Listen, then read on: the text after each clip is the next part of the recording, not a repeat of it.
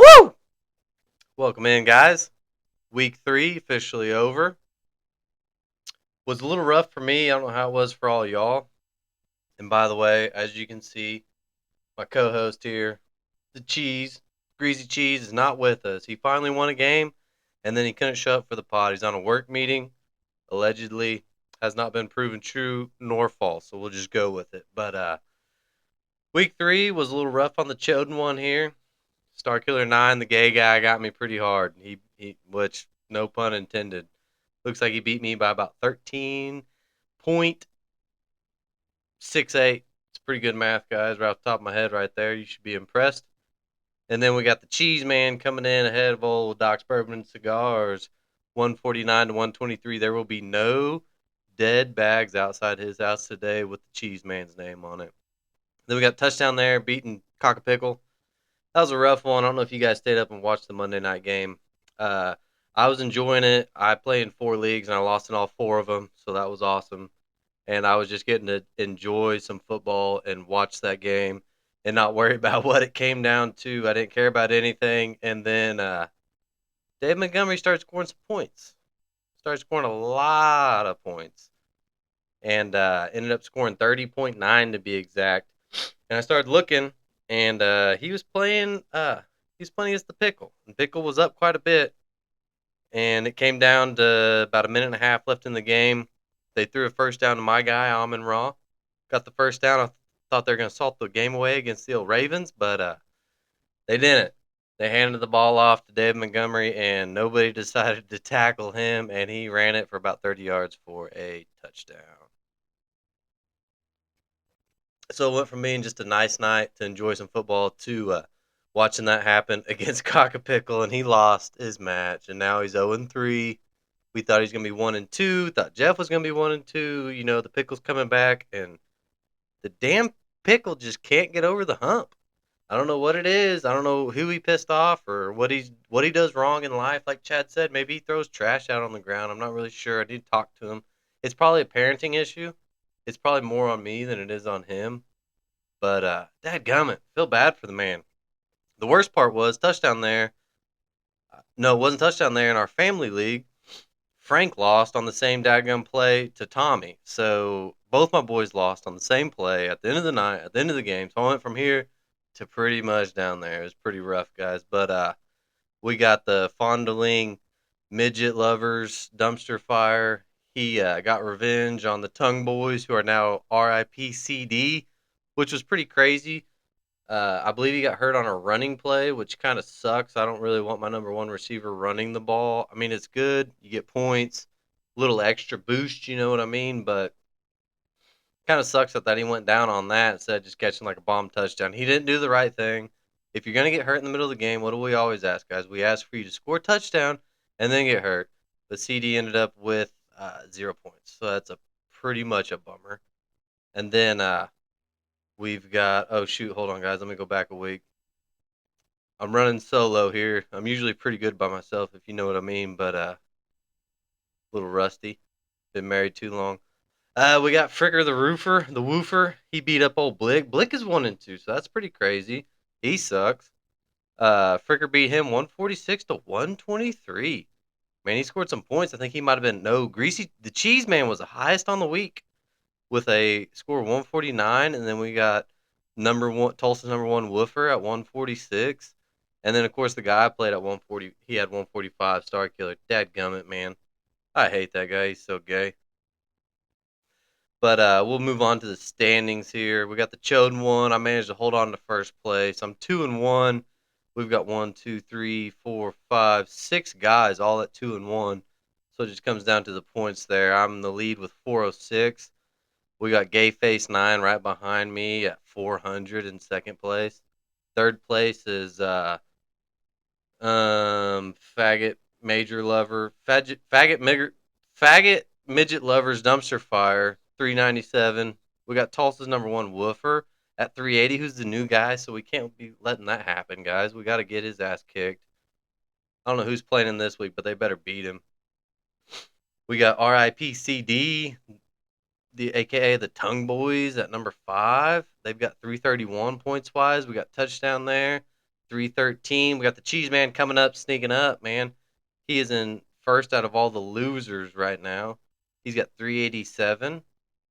We got Doc's Bourbon and Cigars in 8th place at 379. We got Blick at 365. And then, God rest his soul, we got the Pickle.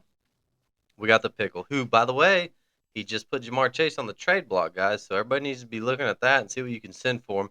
Another thing is, remember this year, since it's a keeper league, you can trade draft picks.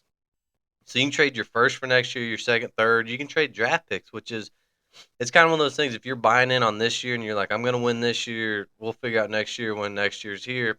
Trade your draft pick. You know what I mean? Who cares? Go ahead and throw it in there. So you got 3 keepers. So in reality, the first round is really the 4th round. If you guys are following me there, because you got each team's got three guys, so it's almost like starting in the 4th round. But the way we're doing the keepers with the lottery thing is there'll be a good guy that somebody wanted to keep that'll go back into it. So you'll still have big name guys going into the draft, and so if you trade your first round pick, you won't be able to get them guys, but you could be getting somebody that you're going to keep next year that's even better. So like somebody could Cockapig was trying to stay in the runnings, for this year. So he's got Ja'Marr Chase on the block. You could trade for him, get him. He could be your keeper next year. Throw Cockapickle something. But yeah, he's at 10th place, and I don't want to tell you his points. It's 271, which is almost 100 less than. Okay, so the second lowest points is touchdown there with 313. Cockapickle's got 271, so he's about 42 behind him, which isn't. Yeah, it's terrible. I'm not even going to try to lie for him. It's pretty daggum bad. But he's about 140 points out of first place as far as points, which is almost like a whole week's worth. But we got some good matchups this week. We got me and Touchdown there. That'll be a good one. We got Fondling Midget Lions and the Cheese Man. Ooh, that'll be a good one, actually. Let's try to, maybe next week we can get Coy and the Cheese Man on here and talk about how their matchup went.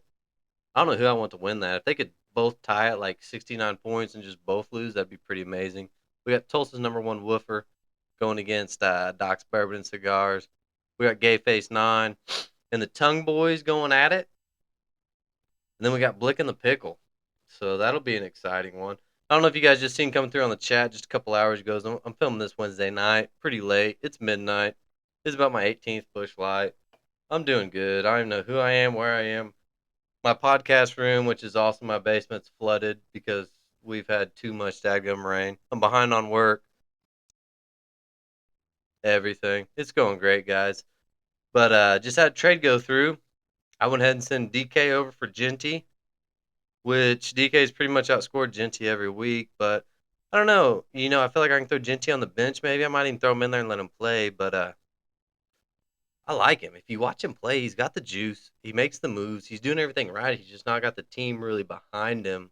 They're Las Vegas scored a ton of points last week. I think it was Tucker that scored like 3 touchdowns or something. Whoever's got him or whoever wouldn't picked him up, he scored like 40 points, which is crazy. I don't know if he'll be able to, do that every week or not, but just kind of something pretty wild to see. But we got Genty. I don't think he scored a touchdown on the year. Couple. That's kind of what's keeping him in.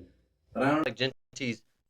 He looks good. He passes the eye test. Obviously, he looks good. He's still running the same way he did in college. I'm just kind of trying to believe in the guy. You know what I mean? See what can happen from there. And I've got a couple receivers, so I could throw one away and get rid of him. I might even try trading Genty and some guys to Cockapickle. I don't know. Cockapickle needs a running back really bad. So if anybody's trying to snag Ja'Marr Chase, I'm thinking he's looking for a running back, guys. But my matchup of the week to look at, let's try to find one. And I'm not going to do the dunk of the week because I'm not going to do that without my boy being here. Honestly, I think the Tulsa's #1 Woofer and Doc's Bourbon Cigars is going to be a pretty good matchup. I think they're gonna be fun to watch. We got Jalen Hurts and Lamar Jackson going at it. Lamar's at Kansas City. So that's a pretty tough defense to play, and they're at Kansas City. So we'll have to see how Lamar does. I'd love to see Kansas City, which is crazy. You got 2 of normally the best. I don't want to say the best teams, but top 5 teams in the league. Baltimore's scared to play Kansas City's obviously went to Super Bowl 5,000 times in the last 5 years or whatever. But one of those teams is going to be 1-3, which is pretty crazy to think about. And he's got Lamar and Derrick Henry, so that'll be fun. And then number one Wolfer's got Jalen Hurts, and they are playing at Tampa Bay. So we'll see if Tampa Bay can stop that tush push or not. They just signed a guy that's like, I don't know, like 450 pounds. Like that's, I'm thinking if they get like 3 or 4 sumo wrestlers, like just sign a sumo. You're playing Philadelphia, sign a sumo wrestler. Does that seem crazy? Sign a sumo wrestler, put him at nose tackle, and I guarantee he's gonna stop him. There's a video of Micah Parsons going against a sumo wrestler trying to get around him, and it did not turn out very well. So I think that's what the ticket is. We need NFL needs to collaborate with China or Japan or whoever the hell it is that has sumo wrestlers. One of those places over there in Asia. God, I think both of those are in Asia. That's really, I don't know. One's an island though. Somebody will help me out. Drop something in the comments here and tell me if I'm wrong or right. But pretty sure they're both in Asia. We need an Asian sumo wrestler to play nose tackle and see if they can stop the tush push. Tush push is cool as far as like if you can't stop it, I don't want to see them ban it just because you can't stop it. But they need to regulate it a little more because obviously there's like 2 guys off sides and like 3 false starts per tush push. But I think it's probably gonna get banned pretty soon if they don't start regulating it a little better, anyways. But all right, guys, thanks for joining in with me on week 3. Yeah, we're wrapping up week 3. Sorry, it's not a little better pod. The time frames just didn't quite line up for me and Chad, so we weren't able to get together. And I know you guys, I know I'm your favorite one, but just me alone is not quite the same. You know what I mean? But on that one, guys, good luck on week 4. I'm gonna send you all out.